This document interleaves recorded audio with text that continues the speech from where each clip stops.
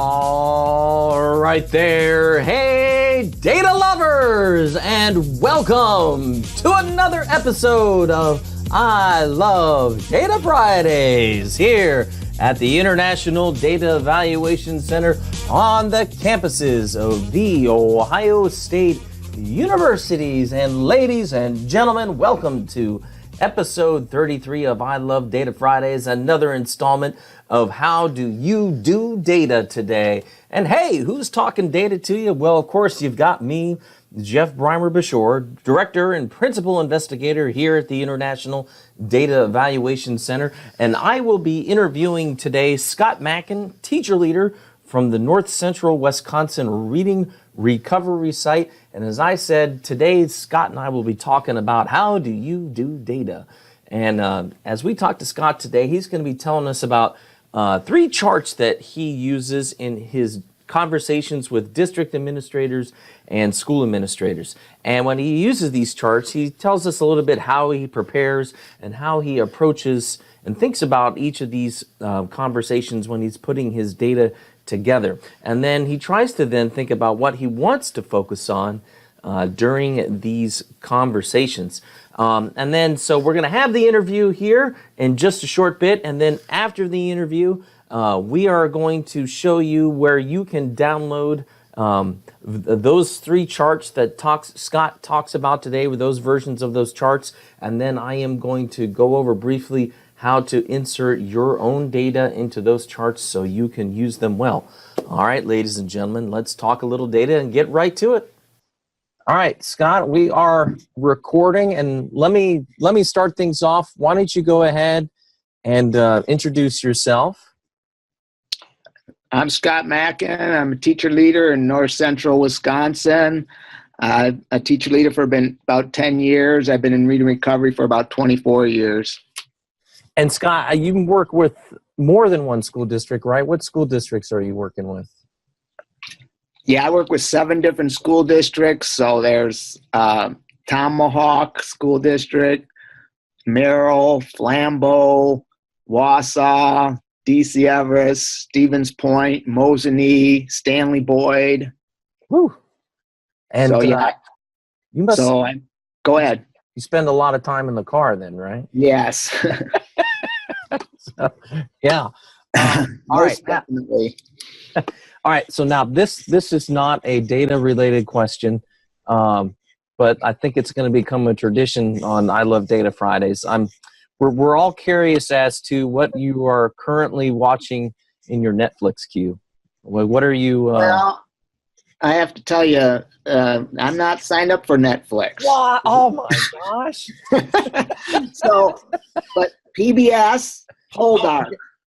What? I'm sorry. PBS what? We've been watching Poldark.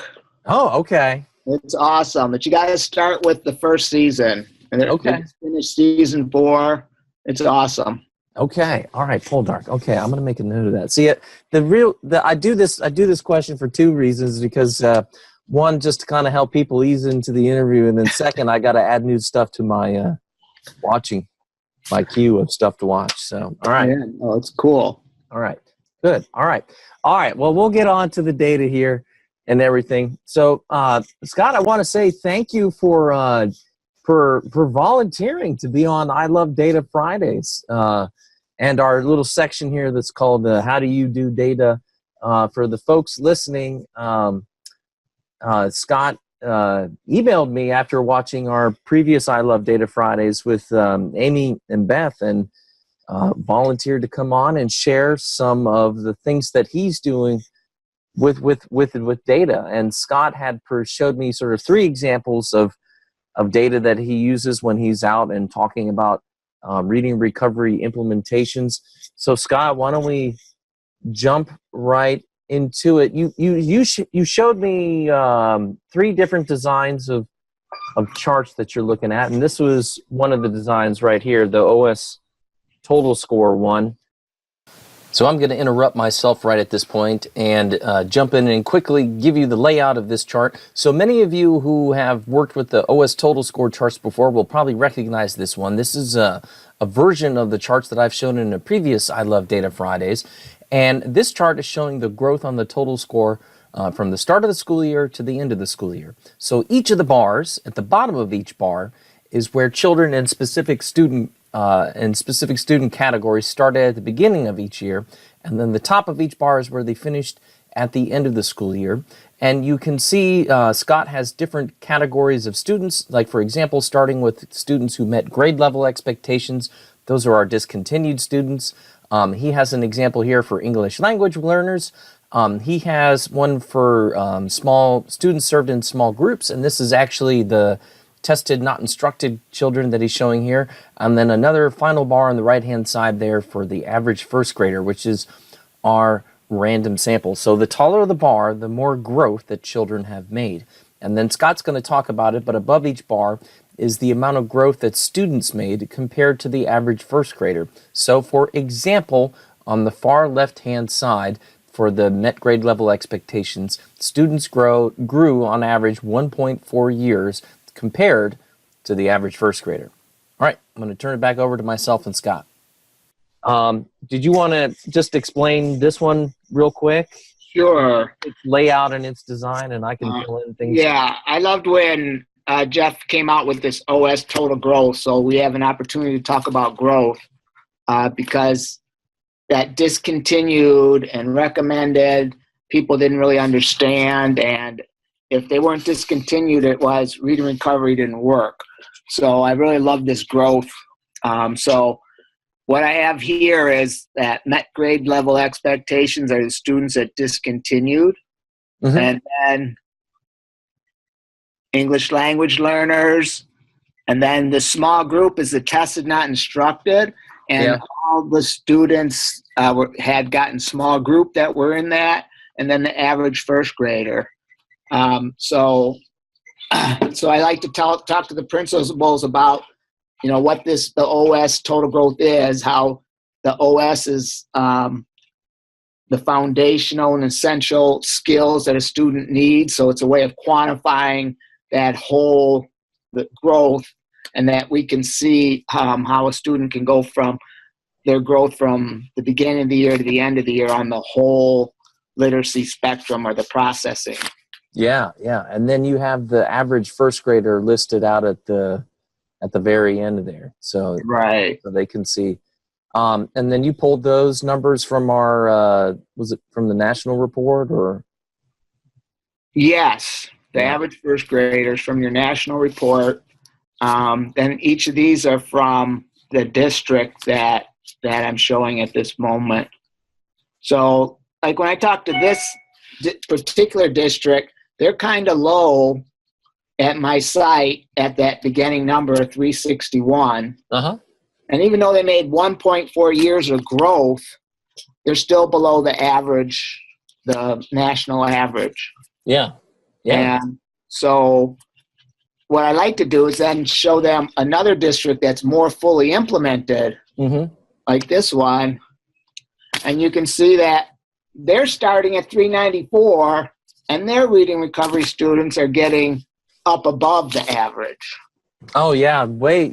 Certainly accelerating beyond the average first grader. Yeah. Right. And then I'm saying how you're benefiting the whole school when you get full implementation.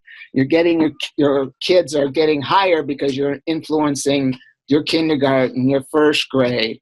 And it's just really an awesome discussion you can have with the principal. I was going to ask you that with the fall score being higher, that it seems like then the work is trickling down into the kindergarten teachers and right, because they work. Most of the reading recovery teachers also work small group, and they work in the kindergarten. They work with the first grade teachers, and they're literacy leaders, and that gives you opportunity to talk about how the principal can support them to be literacy leaders, and that's so beneficial. Yeah. Now this one is impressive too, because you're even on the kids who were approaching the grade level, and those are the recommended kids, right? Yeah. They grew 1.5 years. Yeah. Amazing. Yeah. And they started at about the same place as the other district you were showing me, right? Right. District. Yeah. Right. So they started 341, and the reading recovery kids started 361 on this other district. Oh yeah. So just, I mean, close, pretty close, but yeah. And then and if you can go back to that and then your ELL children. That's what I love to show, because that's an ongoing struggle. No, let's wait until second round to take them. And I tell the principals that we are one of the best language development interventions there are, and this shows how much growth they can make. And I think this is great. Yeah. Okay. Good. All right. You want to show us one of your other example charts then? Sure. Then I like to.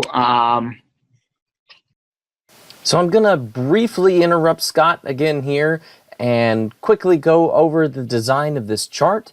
This chart probably looks familiar. It's a variation of figure 5.1 from your reports.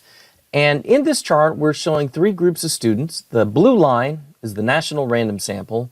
Red line is first round students. And the green line, which Scott actually added himself, is the second round students.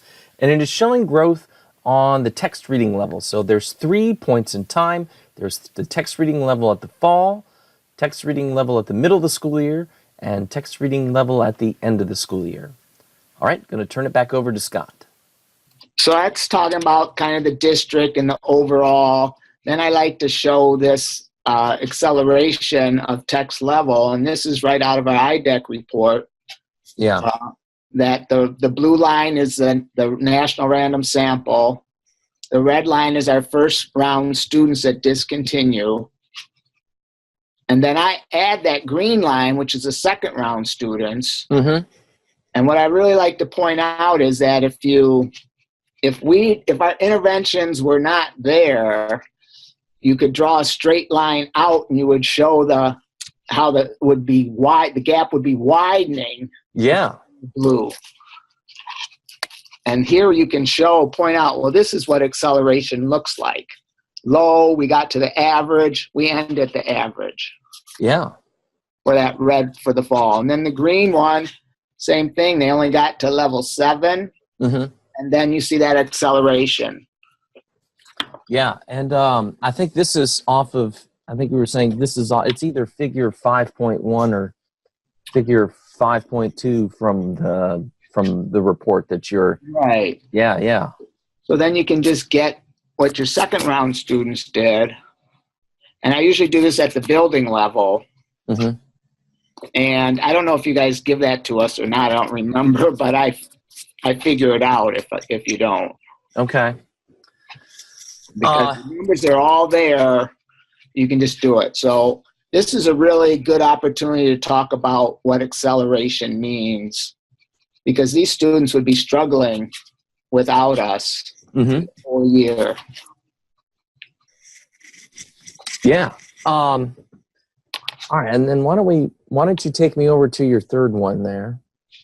Okay, so then we talk about, this at the school level, text level, acceleration, and then I like to show them what it looks like individually. Okay. So So I'm going to interrupt Scott one more time here to explain this report. So what we are looking at is a student level report. So you will notice initials here along the bottom of the chart. These are just the initials of students that were at a school, and Scott produces this chart at a school level. There are at most 3 bars for each student. The blue bar shows the child's fall text reading level. The red bar shows the child's mid-year text reading level. And so for our first round kids, the mid-year level would be their exit scores. And for our second round kids, our mid-year would be their entry scores. And then finally, that sort of lime green bar is the children's year-end text reading level. And not only is he showing the representation of the scores with the bars, but the actual text reading level numbers themselves are down below in the table. All right, we'll turn it back over to Scott. each student, right down there, I have each student's name when I do this for the principal. And then I have the fall, the blue line is where they entered. Mm-hmm. The mid-year is where they exited, and then the end of the year. So we got the blue, the red, and the green. Okay.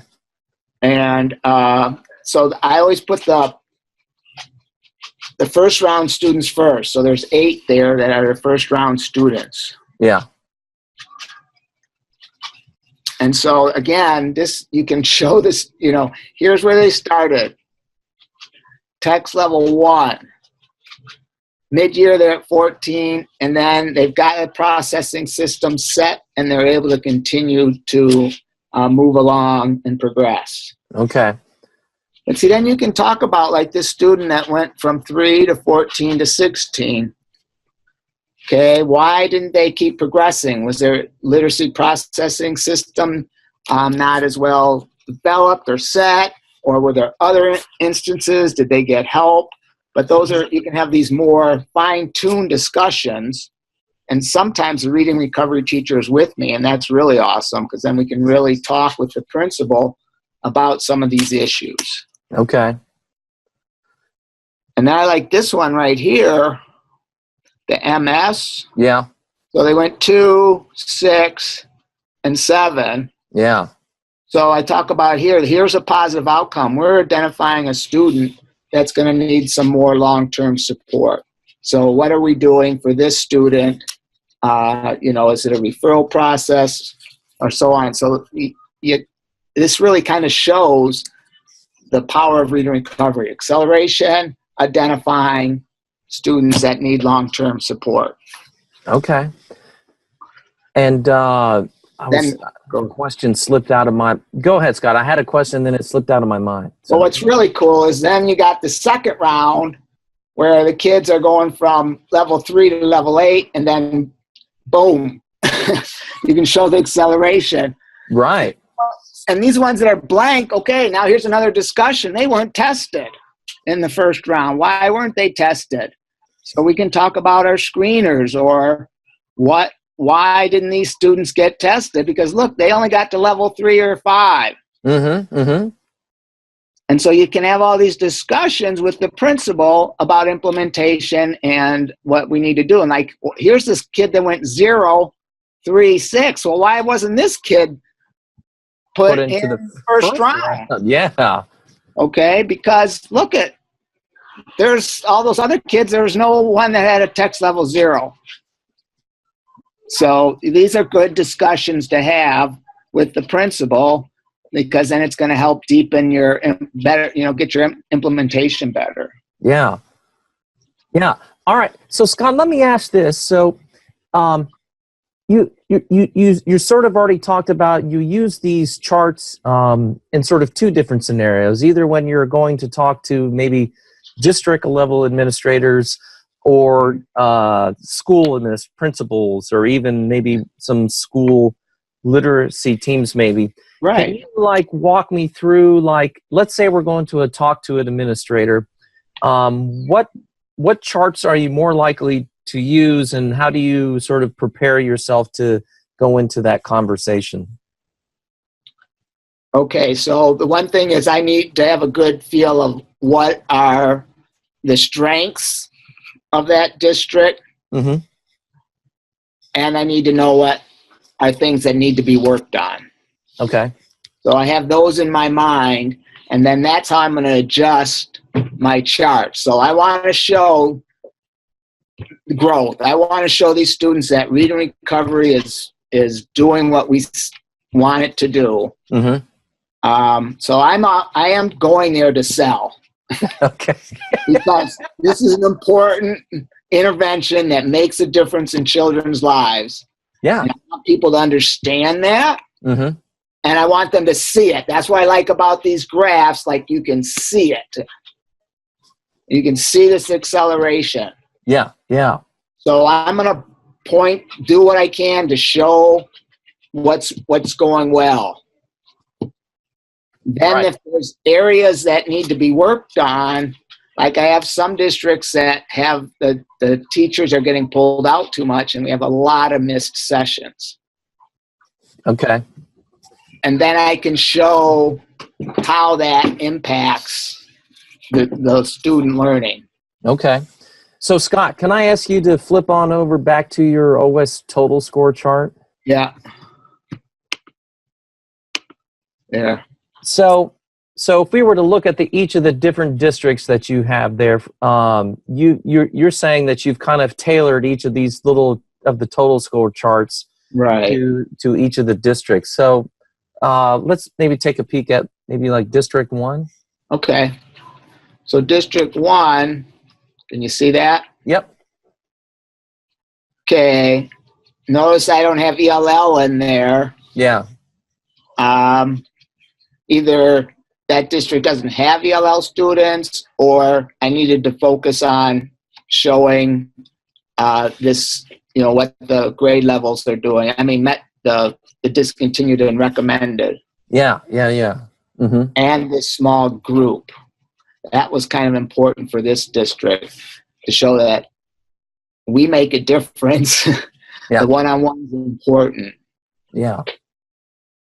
Yeah, and you know what's interesting is that in that small group, they're not too much higher than your Yeah, right. than your discontinued kids. I mean, they're a little higher, but they certainly probably would have benefited from having reading recovery rather than the small group. So all right, and then let's I'm just curious, let's take a peek at district number 2 there. Okay. I think is that one we've looked at? We've looked at that one. That's one where I have the English language learners, small group. Okay.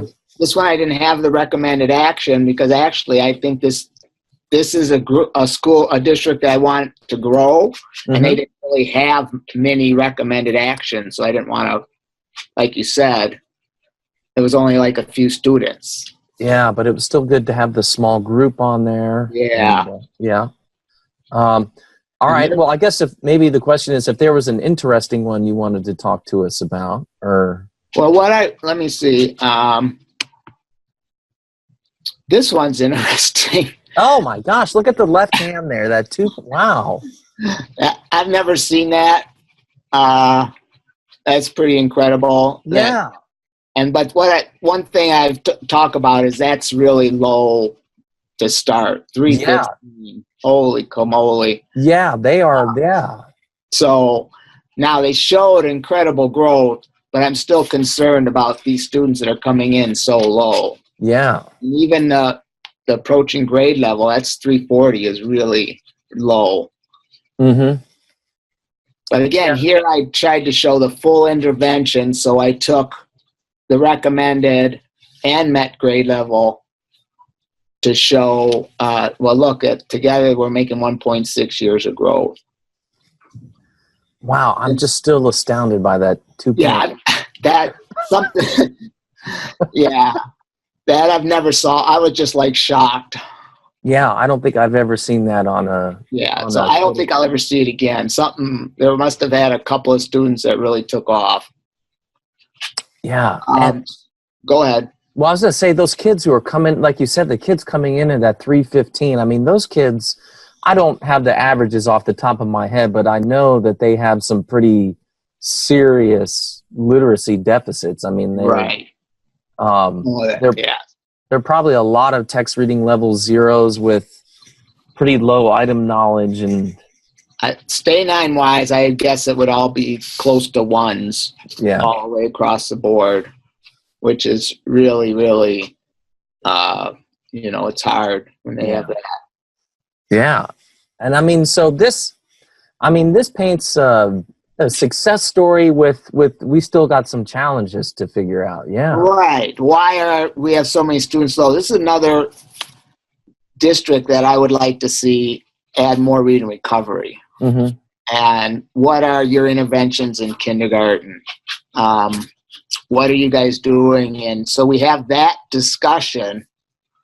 And really, the other thing, this is where they pull the teachers a lot. So I want, trying to get the principals to use them as literacy leaders, but keeping them also protecting their time, right, so that they can teach. Right. Yeah. So you have a tab down there that's site. Do you do this, the site version of this? So this is our site. So I put everything together to make the site data, so I can use that also to compare if I don't want to use the different districts, because they know their names and things. So this is what we did site-wise. Mm-hmm. And again, then it's something to compare. Like site-wise, we're the low on the ones that discontinue are close to 400. Yeah. And that, the ones that didn't, it's 355, like that one district where they were down 315. It's like, whoa. Yeah, they'd be off the bottom of this chart. Yeah. Right. So, okay.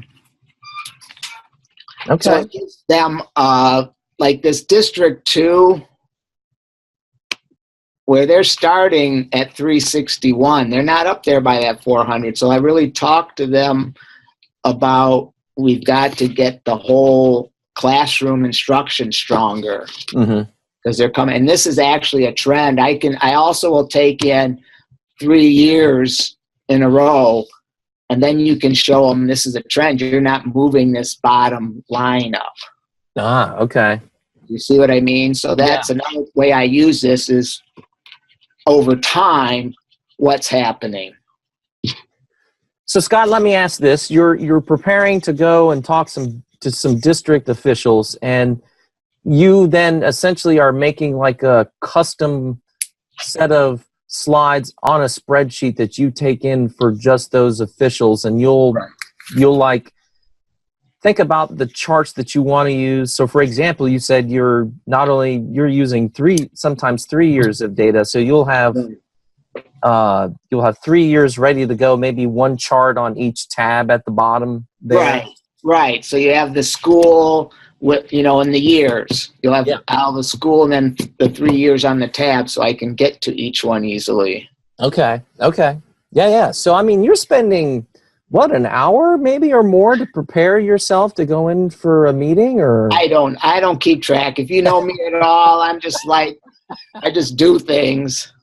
So I don't know how long it takes, but it does take time. And what I say about the charts is, it took time initially, but once you get a template, it doesn't take too long to get these set up. Right. The first time is always the hardest and the longest, but then Yeah. So once you have it, then boom, boom, boom, and then you have the one from last year, and it's ready to go. You see what I mean? Yeah. Then you can do the next year, and they're all right there together. Oh yeah, and you can sort of just kind of like on the three, when you're doing 3 years, you just drop off one of the years and add on a new one. You can keep rolling on. Yeah. I think you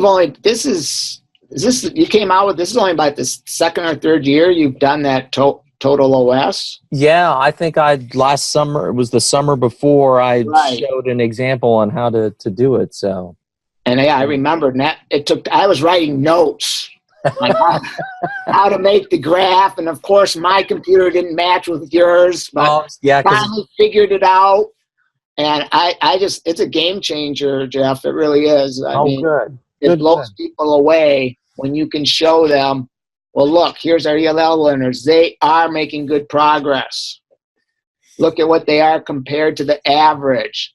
Look at what these reading recovery teachers are. Students are in the lowest percentile. They're almost at the average now. Yeah. We made a shift. Yeah. And that's really good. I love this, because now we're talking about growth. Right. So now, let's switch over to like a school meeting. Maybe you're with the principal and look at your other charts. Like, walk me through a sample. I'm the principal. Walk me through how you're going to talk to me about a school's data. A school's data. Okay, like this one right here. Yeah. Okay. So what I would do is I would first explain, this is text level, and I would make sure they understand the random sample, the blue, and that this is from national, so that's thousands of students.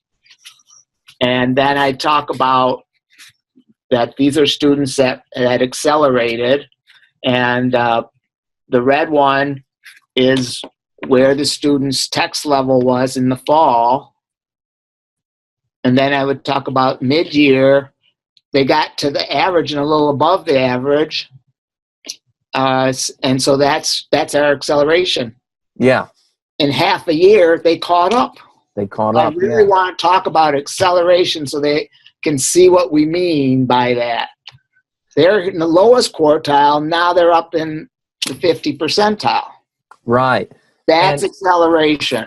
And you're sort of pointing out that the red line has moved above the blue line at this point. Yeah.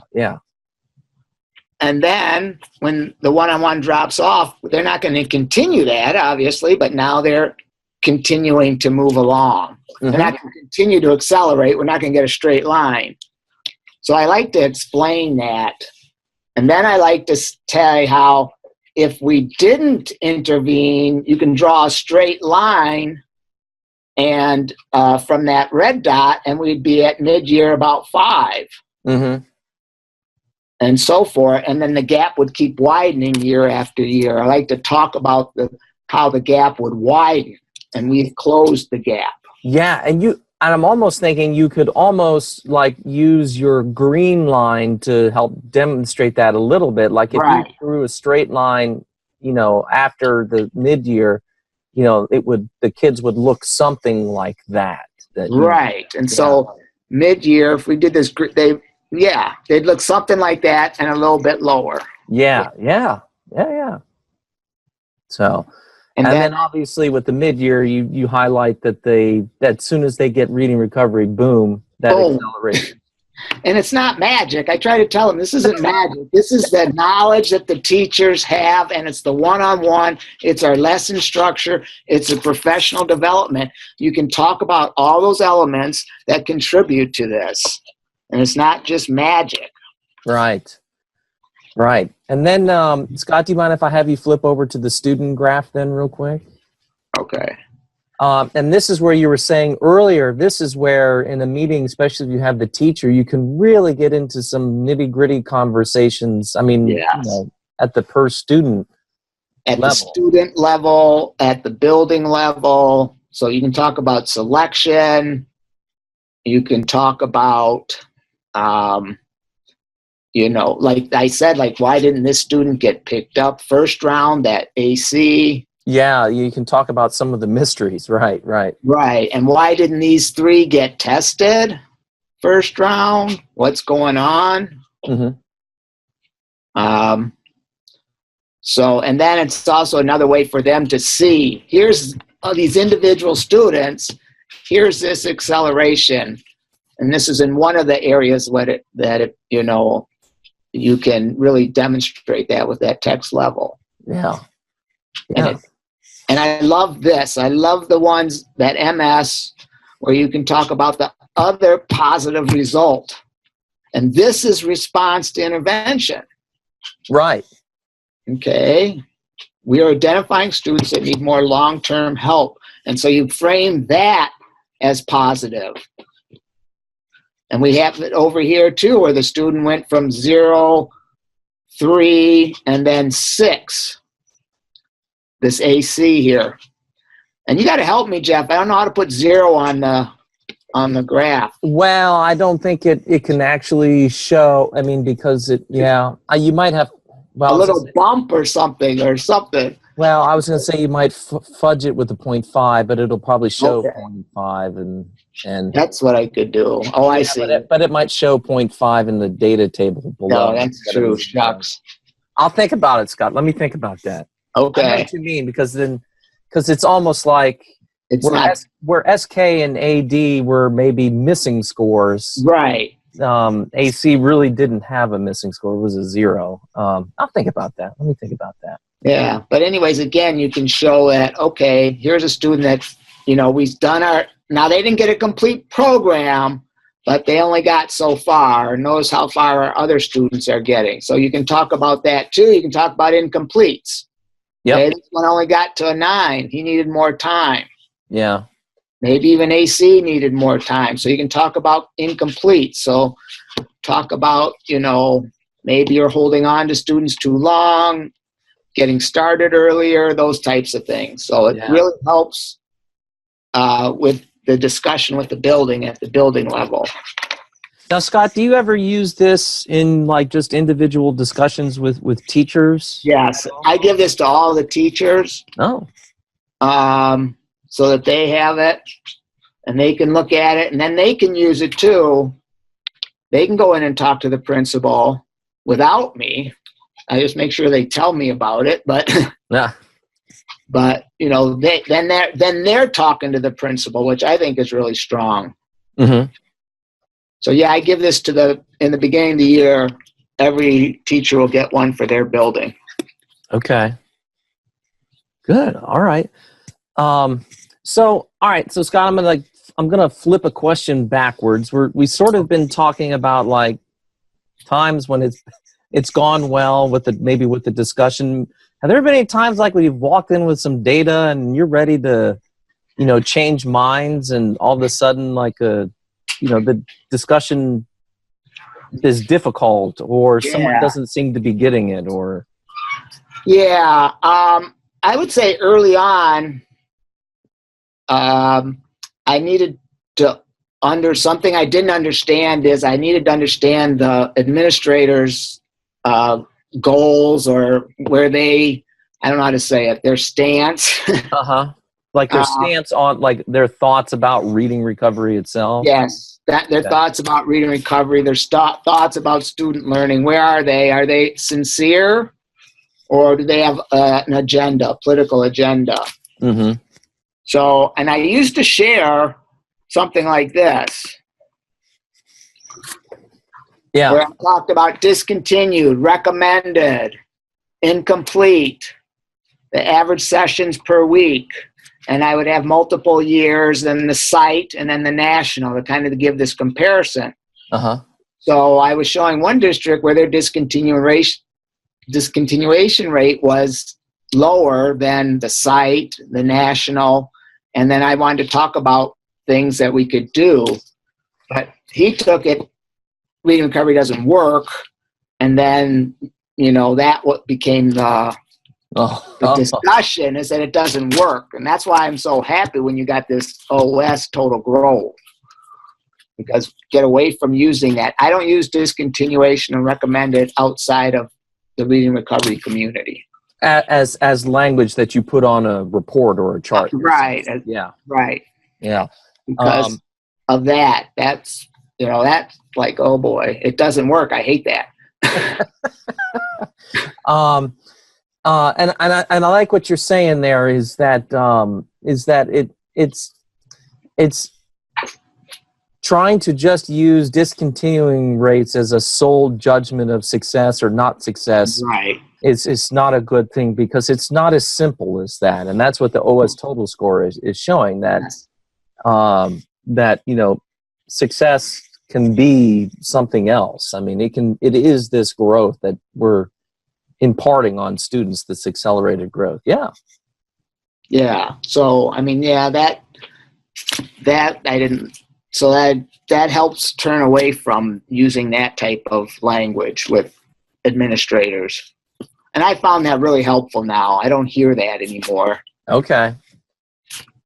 Good. All right. So, well, Scott, did you want to say anything else about your charts and stuff? I think these are great. I mean, when you showed me, what I really liked about them, I know in my response email I used the word simple, but it wasn't simple and easy. It was simple in clarity. I mean, right. I think it was you could walk an administrator through it, the chart, and it didn't take, it probably took maybe 90 seconds to explain the charts, but once they get it, the conversation can start and go. So that's what I like, is it's just a nice visual to build about our conversation. And I think it's easy for people to understand.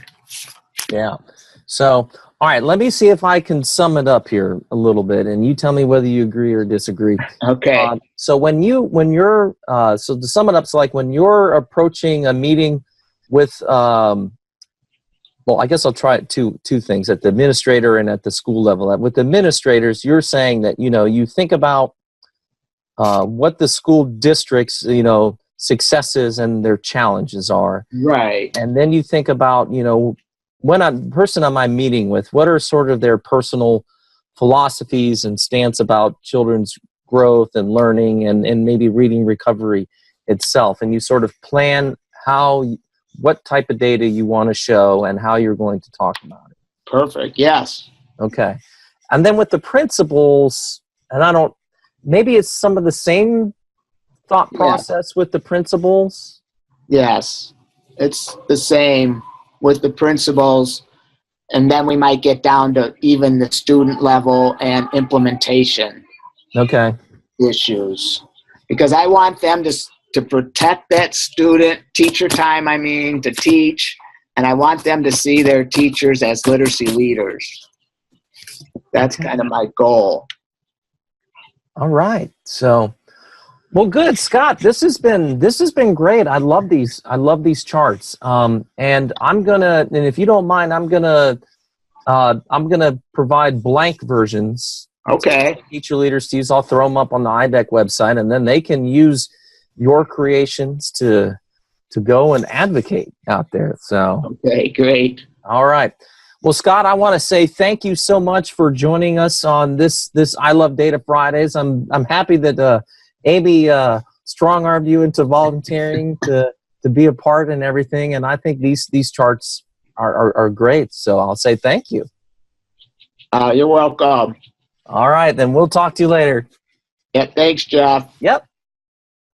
All right, there we go. That's our interview with Scott, teacher leader, on this installment of How Do You Do Data, and we talked about being able to download Scott's charts. So here is how you can do it.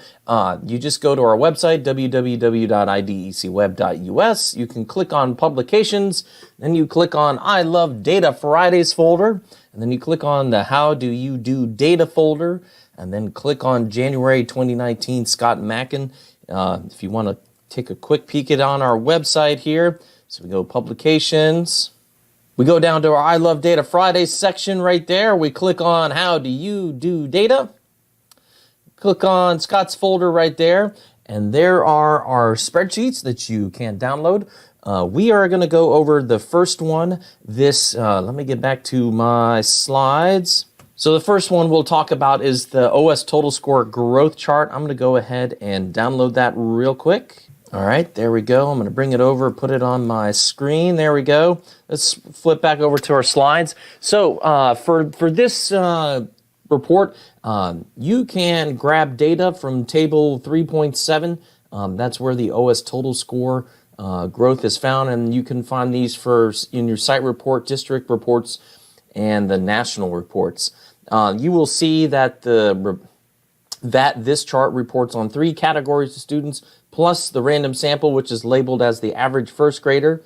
So in Scott's example, or in this example document, we have the 3 categories of students right there: met grade level, approaching grade level, full intervention, and then the average first grader right there. You can change these labels, and if you do, the labels will update automatically. So for example, if I am instead of full intervention students, if I look at ELL students, and then the label changes down on the chart right down here. You can see that label changes as well. What else should we tell you about this chart? Also, the years of growth are computed automatically. Just make sure you keep the random sample in the last row, because we use the random sample to compute the years of growth. So for example, if for discontinued kids, your discontinued kid started at a 320 and finished at a 495, you'll notice that the years of growth was recalculated, updated on the chart. The the bar was resized and everything, so that just happens automatically. And then don't forget, you can edit the title at the top of the page if you want to. So right now it just says District 1, so you can just put in here my school district. All right, and you can change the school year if you need to at the top there. All right, and then finally, the last comment we're going to talk about is that then you can just make copies of the worksheets for other districts. So we can come down to this little tab down here, and I'm going to do a right mouse click on there, and I am going to select move or copy. And I'm going to say, then I'm going to check create copy, and I'm going to move it to the end. Click OK. And you see we have a new tab at the bottom. It's made a copy. I can right click it again. I've right clicked with my mouse, renamed it, and I can say district number 2, hit enter on the keyboard. And there we go. And now you can update the numbers and your student categories on another chart, and you still have your first chart down here. This means you can also change colors on this chart if you want to. It doesn't affect this first chart. All right, see how we change colors? So there you go. You can use this chart for many school districts. So have yourself planned out and ready to go with different meetings. All right, let's take a look at the next chart. And this is going to be our school text level growth chart. So let me quickly download that from the website. All right, I've downloaded it and opened it. This chart might look a little familiar. I'm going to zoom out a little bit. This chart is based off of figure 5.1 that you would find in your site reports and national reports. And you can find data for well, what's this reporting? So this chart is reporting data for the national random sample, and then for your first round students, and then your second round students. In this example, I'm just saying it's for a school or in this sample document, but you could simply rename this to be district number 1 if you wanted to, and you could use district results in there instead as well. The first, you would insert your data in these last 2 rows right here for your first round students and your second round students. You can find data for your first round students in that figure 5.1, and also the national random sample is in there as well. So that takes care of finding those 2 pieces of data. Getting data for our second round students, you can almost use table 3.1, but table 3.1 only has fall and year-end data. It does not have it listed out with the mid-year data. So my suggestion is that you can go to your student data summary for your second round students. Now, I know you guys are smart, and some of you have figured out different ways of getting your data for your second round students, going to your data dump or other sources. If you have a different way of getting your data for your second round students that fall mid-year and year-end, that is excellent. I'm not saying this is the only way. This is just one way out of possibly many. So let's take a quick look at how you would find that data for your second round students or go about picking it out. So here is an example of a student data summary. You would locate all of your, and remember on the student data summary, each school district is on an individual page. So you just find the page with your school district, and then you locate your second round students. So for example, I think the second round students are right here on this student data summary. So the first thing I would do is then compute an average using the fall scores. So in this case, we only have 3 fall text reading levels to use for these second round students. Then you would compute your mid-year scores, which are entry scores on here. Here we have 5 that we can compute an average score from. And then we have our year-end scores over here, and we compute our average year-end score for our second round discontinued children right there. So let me go back now. So like I said, there's 2 categories of students on this chart, plus the random sample, the average first grader. For the two student categories are our first round student discontinued students and our second round discontinued students. So now, as you enter your data, the lines will update automatically as you enter the scores. So for example, if my first round students started more down at a day 0.05 and ended the year at more of a let's just say 14, or had a mid-year of 13.3 and then had a year end of about a 19.9 or 19.8, like that, the chart automatically updates. You probably saw it update as I was typing in. You could notice the numbers updated down here as well. And then finally, like our other chart, we can make copies of this worksheet for other schools. So once we have one school done, we can go back and create a copy of this chart. So we right-click on the little tab down here. We say move, select move or copy. We say click on move to the end. We click create copy, and then we click OK. And you'll see that it created a new tab at the bottom here. I am going to right-click again. I'm going to say rename. School number 2 or district number 2, whatever level you are doing it for, and then you can go in and once again edit the numbers for the next school. Just make sure you hit save when you're done, and that'll be good. All right, there we go. That's the school text level growth chart. We are going to move on to the next one, is our student by student text level growth chart that Scott showed us. So let me get that from the website and open that up real quick. So here we have our student by student text level growth chart. Let me get over to my slides here. So you will pull data. I think the easiest place to pull data for this chart is from your student data summary. The chart just uses the text reading level scores, and so that's all listed out for all of your students on there. So this, remember that this chart uses, does fall, mid-year, and end-of-year scores. And so just remember, for your first-round students, your mid-year scores will be their exit scores. For your second-round students, the mid-year scores are the entry scores, all right? Now, when we work with the chart, just like the other charts, as we fill things out, things will automatically update. So as we type in student names, you will see the student names automatically updated on the chart. And as you enter their scores, the bars will also change on the chart. So for example, let's enter a student in here. We will enter myself as an example. And I'm going to hit enter. Notice how my name now has appeared over there. So that will happen for your all the students on here. The chart is set up to handle at most 10 students. It can do more. I'm not going to cover how to do that in this video, but it can if you need it.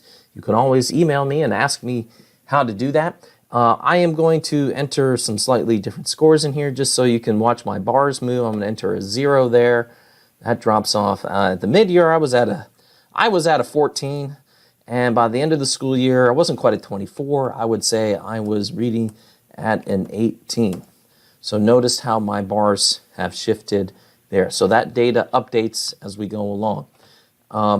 So there you go. That's how you can manipulate that chart. You can also, like the other charts, you can change the title. So if you need to make this for a specific school, you can say, you can put the school up there. This happened to be my school when I was a kid. All right, there we go. And then what else can we do with this chart? Oh yes, we can make copies of this worksheet once again. So you can re-enter data for other schools. So once again, we do the right click on the tab down here. We select the move or copy. We click move to end, click create copy, and then click OK. And now you have a copy of the chart, which you can rename to a different school. Just going to pick something out. Worthington Hills Elementary. There you go. You can rename it to something like that. And then just remember to rename the title at the top as well. So let's rename that Worthington Hills Elementary. There you go. All right. Oh, don't want to lie. There we go. Boom. So, all right. So there's an example on how you can download and use Scott's charts, his outlines, yourself to make your own little reports to take with you, and also included where to find that data to populate those reports. So let's change screens here. Ladies and gentlemen, we're going to wrap things up here. I want to say thank you for watching another episode of I Love Data Fridays, and specifically another edition of How Do You Do Data. Don't forget to subscribe to our YouTube channel. All you got to do is when you go to YouTube and you find us, you click on that little subscribe button. You'll get all our notifications about everything that's going on with I Love Data Fridays and all things video with IDEC. And ladies and gentlemen, I'm going to cue the outro music here, and I'm going to say, ladies and gentlemen, thank you for watching another episode of I Love Data Fridays here at the International Data Evaluation Center. And hey, we will talk data to you later.